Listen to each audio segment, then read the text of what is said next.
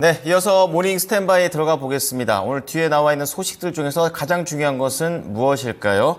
퍼스트 프라임 리서치의 손윤호 팀장입니다. 팀장님, 안녕하십니까? 네, 안녕하십니까. 네.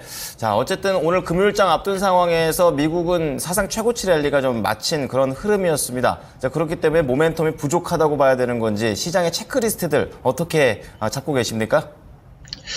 네, 저는 참 그렇습니다. 이 시장이 한 주간 좋았다가 나쁘면 기분이 안 좋고, 나빴다가 좋으면 기분이 좋습니다. 아마 투자분들께서 다 그러실 것 같아요. 지금 뉴욕 시장도 휴장을 했다가 다시 개장이 됐는데 3대 수가 조금 약한 모습 보여주면서 그 영향을 국내 시장이 받지 않을까 이렇게 좀 걱정하시는 분들 계실 겁니다. 하지만 참 투자라는 게 그렇습니다. 우리가 매일매일 상승했으면 좋겠는데 하루 정도는 쉬어갈 수 있고, 보통 통계적으로 1년의 거래일 중에 쉬어가는 약세 장세가 거의 9개월, 상승 장세가 3개월, 이런 식으로 이런 말씀 드리면 우리 투자분께서 안 좋아하시겠지만 투자 경력이 쌓일수록 이런 것들을 알게 되시고, 약세장일수록 왜 하락했는지, 내 종목은 괜찮은지 이런 것들을 본다고 한다면 괜찮다라고 봅니다. 일단 뉴욕 시장 같은 경우도 아마 내일 내만여의 날이죠. 선물 옵션 동시 만기를 앞두고 변동성이 발생하면서 조금 약세를 보였습니다. 하지만 뉴욕 시장에 대한 브리핑은 꾸준히 드렸어요. 오늘 같은 경우는 상승한 종목이 하락한 종목보다 많았지만, 최근에 3거래 같은 경우는 하락 종목보다 상승 종목이 많았죠. 근데 우리가 관심을 가지고 있는 IT 기업들이 강세를 보이다 보니까 크게 괴념치 않았습니다. 거기다가 뉴욕 시장이 괜찮은 것처럼 보였죠. 하지만 뉴욕 시장도 사실 오늘 마이크론이나 엔비디아나 브로드컴이나 이런 시가총액이 큰 종목들이 조금 약세를 보였을 뿐인데 시장은 굉장히 약해 보입니다. 그 다음에 국내 시장 같은 경우는 뉴욕 시장보다 천천히 따라가고 있는 모습인데, 물론 외국인과 기관에 의한 매수세로 인한 상승도 있습니다. 하지만 뉴스를 보면은 저는 이 시장 대기 자금을 보통 예수금으로 보거든요. 근데 예수금은 많아요. 근데 이 예수금뿐만 아니라 신용 융자도 들어가고 있는 모습들이 확인되고 있고요.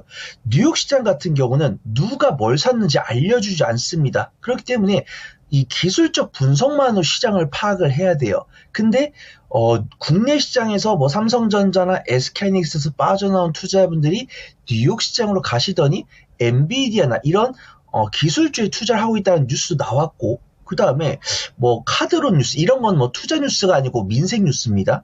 그 다음에 신용자금들이 많은데 전력설비나 음식료품 이런 쪽에 많이 들어가 있다는 뉴스가 나왔고, 반대매매 뉴스까지 나왔더라고요. 그래서 코스피는 6% 올랐는데 신용 투자한 개인 투자분들 곡소리가 나온다. 그래서 왜 곡소리가 나올까라고 뉴스를 눌러봤더니 반대 매매도 이미 100억 원이 나왔고요. 그 다음에 전력 설비, 전선, 음식료 쪽에 개인 투자분들의 신용 물량이 많이 들어갔다는 뉴스를 들어보셨을 겁니다. 그래서 내가 물론 단기적인 변동성으로 매매를 잘하는 투자자다라고 하신다면 상관이 없겠지만, 내가 매매를 잘 못한다, 혹은 욕심에 신용자금을 좀 쓰신 분들이라고 한다면 굉장히 좀 유심히 보셔야 되는 거고요. 가슴이 아픕니다. 엔비디아가 우상향을 하고 있고, 펀드 수익률 올라가고 있고, 이를 추종하는 펀드가 추가로 생긴다. 이런 것들이 물론 주가가 바닥일 때 이런 뉴스가 나오면 단기적으로 기술적 바닥을 잡아할 수 있는 뉴스지만, 단기적인 박스권 돌파한 상황이라든가 단기적 박스권 고점을 돌파하려는 상황에서 이런 뉴스가 나올 때는 상당히 좀 투자분들께서 경계를 하셔야 된다라고 판단하고 있고요. 사실 반도체랑 2차 전지랑 화장품이랑 미용 의료기 같은 경우는 크게 걱정이 안 됩니다. 근데 전력 설비랑 전선, 음식료는 단기적인 지지 구간 혹은 21선 이런 구간을 좀 이탈하는 모습들이 나오고 있기 때문에 최대한 좀 신중하게 좀 접근할 필요가 있다고 판단되고 있고요. 우리 모닝 스탠바이에서 각 섹터에 대해서 꾸준한 브리핑을 드릴 테니까 우리 시청자분들 너무 염려하실 필요 없다, 그렇게 좀 말씀을 드리도록 하겠습니다. 네. 자, 미국 같은 경우에는 등락만으로 판단해야 할 부분은 아니고 국내에서도 봐야 될 부분들을 짚어주셨습니다. 자, 그렇다면 모닝 관심주로 넘어가 보겠습니다. 첫 번째 키워드는 뭔가요? 네, 첫 번째는 저번 주에도 반도체를 말씀드렸는데 이번 주에도 좀 반도체를 말씀드려야 될 것 같습니다. 엔비디아를 중심으로 말씀을 드릴 거고, 보수적인 관점은 여전하다. 그렇게 좀 말씀을 드리도록 하겠습니다. 네, 엔비디아가 또 간밤에도 3%대의 급등락을 보여가지고 걱정하시는 분들도 계셨을 것 같아요. 내용도 좀 들어보겠습니다. 네, 제가 보수적인 관점이다라고 말씀을 드린다고 해서 못 산다는 것이 아니고 분할 매수를 잘 하시면 언제든지 수익을 가져갈 수 있다. 이런 말씀을 드리고 싶은 겁니다. 근데, 많은 분들께서 매매 관점으로 보실 때 최고가를 돌파한 종목의 장점이자 단점은 변동성입니다. 보통 우리가 단기적인 고점을 돌파하려고 할 때, 여기를 돌파 못할 거야. 혹은, 좀 보유한 지 한 달, 석 달 정도 되신 분들은 이 보유기간, 기회비용을 만회하기 위해서 좀 일부 매도 물량을 내놓거든요. 근데 이 매도 물량을 다 소화했을 때는 탄력이 붙습니다. 근데 이 단기적인 고점을 돌파한 종목이 모든 종목이 다 탄력을 받는다고 한다면 이 시장에서 손실을 보시는 분이 누가 계실까요? 근데 이 단기적인 고점을 돌파하는 상황에서 긍정적인 호재가 나왔다. 이 부분은 이제 이 종목을 관심 종목에서 지우기보다는 분할 매수를 잘해야겠구나 이렇게 좀 생각을 하시면 좋을 것 같습니다. 앞에서 은별 앵커께서도 이야기를 해주셨는데 LS증권입니다. 예전에 이베스트 투자증권이죠. 사명이 바뀌었습니다. LS그룹주로 들어가면서요. LS증권에서 리포트가 나왔는데 미국의 대표 ETF가 구성 종목을 변경하겠다라고 얘기를 했습니다.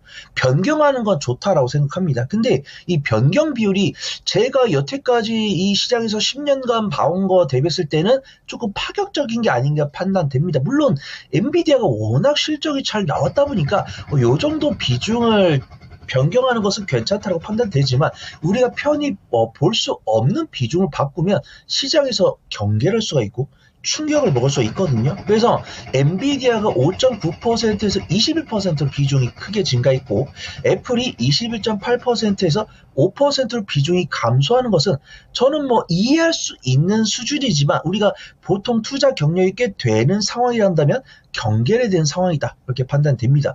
그 다음에 증권사에서도 뉴스가 나와요. 엔비디아랑 브로드컴이 과매수권, 우리가 과매도라는 이야기는 들어봤지만 과매수라는 이야기는 쉽게 듣기가 어렵거든요. 그렇기 때문에 단기적인 조정을 임박할 수 있다고 보고 있고 하필이면 내일 미국의 선물 옵션 동시 만기일입니다.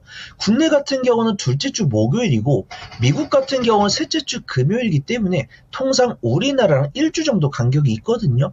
그래서 내가 투자를 하는 투자자입니다. 이 종목이 성장성이 유망한데 바닥권에서 올라온 게 아니고 단기적인 고점을 돌파해서 추가 상승 가능성이 나올 건데 언론에서 이런 뉴스를 내비쳤을 때는 내가 굳이 이런 위험을 가지고 무리하게 홀딩할 필요가 없다라는 거죠. 영악하게 일부 단기적인 차익 실현을 하더라도 다시 한 번 더 바닥권에서 매수하지 않을까 판단됩니다. 물론 엔비디아 자체 긍정적인 뉴스도 있지만 테슬라나 브로드컴 같은 AMD 같은 든든한 우군 및 경쟁자가 있기 때문에 우세한 기조는 꾸준하게 유지가 될 거다라고 판단되고 있고요. 엔비디아가 언제 고점을 확인할 것 같다. 이 이야기는 지금 하는 시간이 아니기 때문에 굳이 생략을 하도록 하겠습니다. 관련 종목으로는 SK하이닉스나 한미반도체 이런 쪽을 들 수 있지만 우리 SK하이닉스나 한미반도체 같은 경우는 어제 우리 김진환 전문가님 나오시잖아요. 우리 반도체 선생님인 김진환 전문가님께서 충분히 좀 말씀해 주셨다라고 판단되고 있고요. 저는 그 뒤를 쫓을 수 있는 종목을 좀 보면 좋을 것 같습니다. 최근에 삼성전자 파운딩 포럼 덕분에 삼성전자 관련 종목들이 투심 개선이 상당히 되고 있거든요. 그 다음에 DB하이텍도 이 테슬라의 반도체 위탁 생산이 가능할 것이다. 이런 뉴스가 나오면서 기관이 강한 매수세가 들어왔습니다. 그래서 단기적인 변동성을 원하시는 분들 한다면 DB하이텍과 같은 새롭게 바닥 다지면서 올라온 종목들을 보시면 좋을 것 같고요. 나는 중장기적인 수익 관점의 종목을 원한다라고 하시면은 SN 에스텍이나 STI나 FNS테크나 이렇게 아니면 두산 테스나나 이렇게 삼성전자 밸류체인 중에서 박스권 하단부에서 눌림목 만들면서 외국인과 기관이 수급이 서서히 들어오고 있는 종목을 유심히 지켜보시는 게 안전할 것 같다. 그렇게 좀 말씀을 드리도록 하겠습니다. 네, 자, 첫 번째 키워드 엔비디아와 관련해서 한미반도체와 DB하이텍 말씀을 좀 해주셨습니다. 두 번째 키워드 넘어가 보겠습니다. 네, 두 번째로는 원전 관련 종목을 좀 말씀을 드리도록 하겠습니다.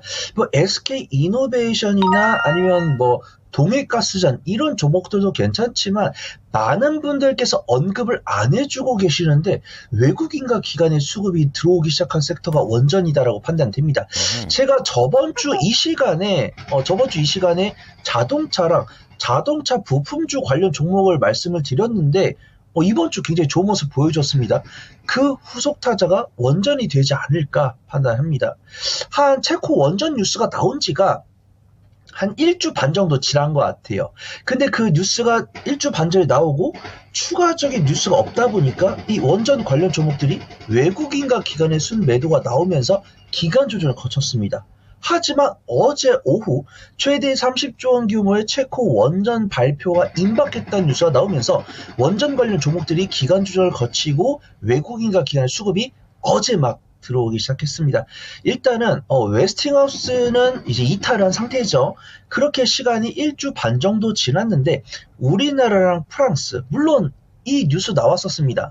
아무래도 유럽 국가이기 때문에 프랑스가 어떤 지역적으로 납품을 받는 데 있어서 유리하지 않을까 이런 뉴스가 있었지만 기술력 입장에서는 우리나라가 유리하다는 평가를 받고 있기 때문에 저는 사실 내부 정보를 모르기 때문에 우리나라랑 프랑스 중에서 5대5다 라고 판단합니다. 근데 우리나라 언론사에서는 우리나라 기업이 수주할 가능성이 높다 이렇게 보고 있고요. 어떻게 나오든 간에 우리는 그런 것들은 내부 정보이기 때문에 100% 맞출 수 없지만 외국인과 기관이 수급이 들어왔다는 것은 외국인과 기관은 적어도 프랑스보다는 우리나라의 손을 들어줄 가능성이 높다 그렇게 보고 있습니다. 증권사 리포트 나왔더라고요. KB증권사 리포트가 나왔어요. 한전기술과 한전 KPS를 주목을 해야 된다라는 뉴스가 나왔습니다. 저는 기술력이나 이 밸류체인은 분명히 접근을 해야 된다고 판단해요. 두산 에너빌리티도 원전 시공 관련해서 탑픽이지만 한국전력은 이 원전 가동 운영에 대한 탑픽입니다. 그러면 한전에서 이 시공을 했을 때 설계는 당연히 한전기술이 할 것이고 거기에 들어가는 배전반은 당연히 한전 KPS가 납품할 겁니다. 근데 저는 수급을 많이 보거든요. 기술적 위치랑 그 다음에 변동성도 많이 봅니다. 그래서 당연히 이 원전 관련 대장은 두산 에너빌리티다라고 판단을 하고 있고요. 이제 일단 원전 관련 뉴스가 나왔을 때 안정적인 실적과 실적 향상세랑 외국인과 기관의 수급이 들어온 종목은 BHI다. 그렇게 좀 말씀을 드리고요. 우리기술, 우진엔텍 이 종목도 이제 한전산업의 한전기술이랑 한전 KPS는 좀 봐야 될 것 같습니다. 외국인과 기관의 수급이 아직 안 들어오고 있어요. 우리기술과 우진엔텍은 BHI랑 마찬가지로 실적 향상이 가시화됐으면서도 기술적 위치 괜찮고 외국인과 기관의 수급이 들어왔으니까 나의 매매 관점에 따라서 종목을 취사 선택해 보시면 좋을 것 같다. 그렇게 좀 말씀을 드리도록 하겠습니다. 네, 두 번째 키워드 수급의 매력이 있는 원전입니다. 그래서 앞서 두 종목 정도는 수급이 괜찮다 이런 얘기를 하셨는데 나머지는 우선 좋은 수급이 들어왔을 때를 노리는 또 그런 전략도 유효해 보입니다. 자, 마지막 키워드 어떻게 보십니까? 네, 마지막 키워드는 태광을 좀 보도록 하겠습니다. 동해가스는 종목인데요. 성장 모멘텀이 있다고 판단돼서 말씀드려보도록 하겠습니다. 네, 저기 밑에 줄에 또 표시가 되고 있습니다. 가스정과 관련된 얘기 오늘 안 하시는 줄 알았는데 오늘 또 마지막에 붙여주시네요. 내용 들어볼게요. 그렇습니다. 이거는 저는 이 PD님께서 조금 이렇게 여유를 주신 것 같아요. 첫 번째 키워드랑 두 번째 키워드는 투자분들께서 주목을 하고 있고 많은 투자분들께서 관심을 가져주신 종목들 중에서 실적이 안전하게 나오는 종목들 위주로 접근을 드려야 되는데 이 키워드 세 번째는 오늘장 뉴스 상관없이 이 전문가 본연의 관심주를 주시기 때문에 약간 매매 관점 접근할 수 있는 섹터도 좀 말씀드릴 수 있을 것 같습니다. 그래서 영일만 관련 종목인데 이 관련 뉴스들이 조금씩 구체화되고 있습니다. 저는 근데 누누이 말씀드려요. 이 영일만이 최대한 빠르게 2차 전지나 반도체처럼 실적이 반영될 것이다. 이렇게 말씀을 드리지 않습니다. 근데 어떤 정부 정책에서 긍정적으로 보고 있고 외국인과 기관까지 동조를 한다고 한다면 매매 관점을 접근할 수 있다. 키워드 세 번째, 뉴스 상관없이 저의 관심으로 소개를 드리는 거기 때문에 당연히 중장기적인 관점 소개를 드리는 게 아니고 단기 관점으로 소개를 드리는 겁니다. 근데 제가 자신감 있게 말씀드린 이유는 물론 바닥 대비 많이 올라온 종목이 아니라 후속주로 접근할 수 있는 종목이 보였고 그 종목이 다행히 실적이 나오고 있고 외국인과 기관의 수급이 들어오고 있기 때문에 말씀을 드리도록 하겠습니다. 태권 같은 경우는 산업용 각종 배관자재, 관, 이음쇠류 제조 판매업인데 해외에서 매출 비중이 상당히 높고 유럽이나 미국 등 유수의 글로벌 기업들을 전방 기업으로 갖고 있는 종목이다라고 평가를 받고 있습니다. 사실 이런 이야기를 하면은 많은 투자분들께서 왈가왈부 감로들박 심합니다. 그만큼 투자분들께서 많이 관심을 갖고 계시다라고 판단되고 있고요. 엑소모빌 등 5개의 기업 등이 동해가스전의 사업을 접촉을 하고 있습니다. 그래서 약 외국계 3개에서 4개 기업들이 관심을 가지고 있고 이 외국계 3개, 4개 기업들이 갖고 있는 전문성, 걸어온 길에 따라서 투자분들께서 설왕설래가 많은데 저는 거기에 집중을 하고 있습니다. 아무래도 이 동해가스전에 참가했던 기업, 그 다음에 정유산업의 저명한 기술력과 이 사업 캐파를 갖고 있는 종목이 이제 좀 긍정적으로 발언해줬다는 거에 대해서 저는 긍정표를 주고 있고요. 엑선모빌 하면 상당히 유명합니다. 미국의 원유, 가스 관련했을 때는 저명한 기술력과 사업 이제 바운더를 갖고 있는 기업이다 이렇게 평가를 하고 있고요. 엑소모빌 같은 경우는 1차 탐사 시추뿐만 아니라 추가적인 연구에도 투자를 참여하겠다 이런 뉴스가 나오면서 좀 관심을 두면 좋을 것 같습니다. 태권 같은 경우는 이 석유와 LNG 등 석유 시추시설의 필수 설비 부품인 배관자재와 간 이음새를 미국, 유럽, 중동, 동남아 기업 등에 납품을 하고 있고요. 우선 내가 매매를 단기적인 관점보다 스윙 이상의 관점을 하고 싶다. 안전한 종목이 좋다라고 하신 분들은 이제 조선 기자재 쪽 보시면 좋을 것 같고요. 이 검색을 해보시면은 조선 기자재가 있고요. 피팅 밸브가 있습니다. 업무는 조금 엄청 다르지 않은데 뭐 보냉재 아니면 뭐 보냉 케이스 요런 기업들은 이제 보통 조선 기자재 쪽에 들어있고요. 배관 피팅 밸브는 완전하게 이 피팅 밸브 섹터에 있기 때문에 변동성 있는 종목을 원하시는 분들은 피팅 밸브라고 검색을 해보시면 됩니다. 그 중에서도 뭐 한국 주철관이나 동양철관, 뭐 DK랑 이런 종목들도 있는데요. 적자 기업이거나 시총이 1,000억이 안 돼서 제가 권해드릴 수가 없습니다. 하지만 이 퇴강은 흑자가 연속적으로 나오고 있고요. 주가 수익 비율이 7배가 안 되기 때문에 저평가 매력도를 갖고 있고요. 시가총액이 3,550억 정도이고 일봉 차트를 보더라도 이제 막 사바닥에서 거래대금 그제랑 어제 실리면서 이제 막 올라온 상황이고요. 기관의 순매수세가 유입되기 시작했다는 모습들을 확인하면서 상대적으로 안전하게 접근할 수 있는 종목이 아닐까 그렇게 판단돼서 소개해드리도록 하겠습니다. 네, 자 오늘 모닝 스탠바이 3가지 키워드 다 공개를 해주셨습니다. 정리를 해드릴게요. 첫 번째 키워드입니다. 바로 엔비디아가 되겠는데요. 엔비디아 쪽에서는 이제 삼성과의 연결고리를 생각해서 한미반도체 그리고 저가 매력적인 측면에서 DB 하이텍 한번 봐보자라고 좀 말씀을 해주셨고요. 두 번째는 원전과 관련된 내용입니다. 대장주 두산 에너빌리티 당연히 들어갑니다. 거기에다가 안정적인 실적과 수급이 받쳐주고 있는 BH 그리고 나머지 종목들도 다 긍정적인 부분이 있는데 기술적으로는 좋은데 주요 수급들이 안 들어왔다는 거. 그러니까 수급만 받쳐지면 나머지 종목들도 좀 볼만하다라는 관점입니다. 마지막으로 동해가스전과 관련된 종목입니다. 뭐 안전한 걸 원하신다면 조선 기자재 또 좋다고 말씀을 해주셨지만 우선은 피팅 관련된 종목 태광입니다. 단기 전략용이고요. 지금 후속주 중에서 실적과 수급이 받쳐지는 종목을 말씀드려 봤습니다. 네, 팀장님 오늘도 좋은 하루 되십시오. 고맙습니다. 감사합니다.